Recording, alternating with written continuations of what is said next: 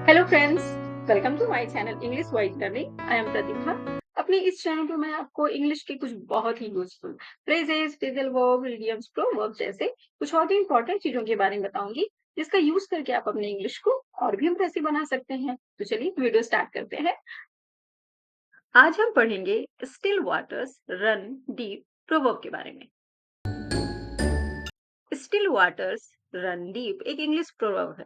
देखिए, जब बात प्रोवर्ब्स की आती है तो मैंने आपको पहले भी बताया है कि किसी भी लैंग्वेज का प्रोवर्ब हो यानी कहावतें हो, वो हमेशा हमें कुछ ना कुछ सिखाने के लिए बने होते हैं। ठीक है, वो हमें हमारी लाइफ से, हमारी जिंदगी से जुड़े हुए कुछ लेसन सिखाते हैं।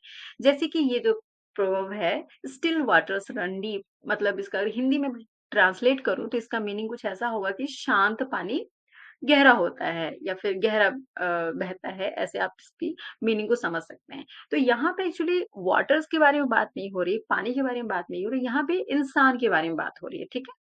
जैसे कि आप देखते होंगे कुछ लोग तो बहुत एक्सट्रोवर्ट होते हैं, ठीक है? वो बहुत ही कॉन्फिडेंटली कितने भी लोगों के सामने अपनी बात को रख देते हैं, अपने नॉलेज को शेयर कर लेते हैं। लेकिन वहीं पर कुछ लोग जो है थोड़े इंट्रोवर्ट होते हैं, थोड़े शांत स्वभाव के होते हैं, जिन्हें पता तो सब होता है पर वो जल्दी शेयर नहीं करते।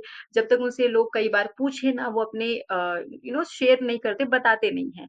तो ये इसी सिचुएशन के लिए प्रोवर्ब बनाया गया है कि अगर कभी आपके सामने कोई ऐसा इंसान हो जो शांत बैठा हो, वो ज़्यादा बोल ना रहा हो, तो आप कभी भी गलती से ये मत सोचिएगा कि उसके पास नॉलेज भी कम है। ऐसा भी हो सकता है कि वहाँ जितने लोग बैठे हैं, उसमें सबसे ज़्यादा नॉलेज उसी इंसान के पास हो। बट वो क्या है कि वो बता नहीं रहा, आपको एक्सप्रेस नहीं कर रहा है। चलिए हम थोड़ा डिटेल में इसकी मीनिंग को देख लेते हैं। It is used to say that people who are quiet or shy are often very intelligent and interesting. चलिए हम हिंदी में इसकी परिभाषा को देख लेते हैं। कहा जाता है कि जो लोग शांत या शर्मीले होते हैं, वे अक्सर बहुत बुद्धिमान और दिलचस्प होते हैं। तो आप लोगों ने हिंदी और इंग्लिश दोनों में स्टिल वाटर्स रन डीप की मीनिंग को भी समझ लिया। अब हम देखेंगे उसे सेंटेंस में कैसे यूज करना है। इसके लिए हम इसके कुछ एग्जाम्पल्स को देखेंगे। तो इसका फर्स्ट एग्जाम्पल है, he is extremely shy and withdrawn, तो it may be that still waters run deep. वह बहुत शर्मीला और अंतर्मुखी है। जो हम इंट्रोवर्ट बोलते हैं ना, उसी को हिंदी में अंतर्मुखी बोला जाता है।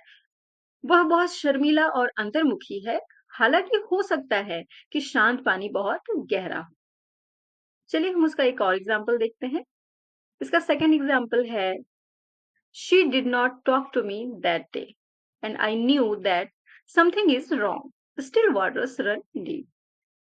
उस दिन उसने मुझसे बात नहीं की और मुझे पता चल गया कि कुछ गड़बड़ है, शांत पानी गहरा होता है।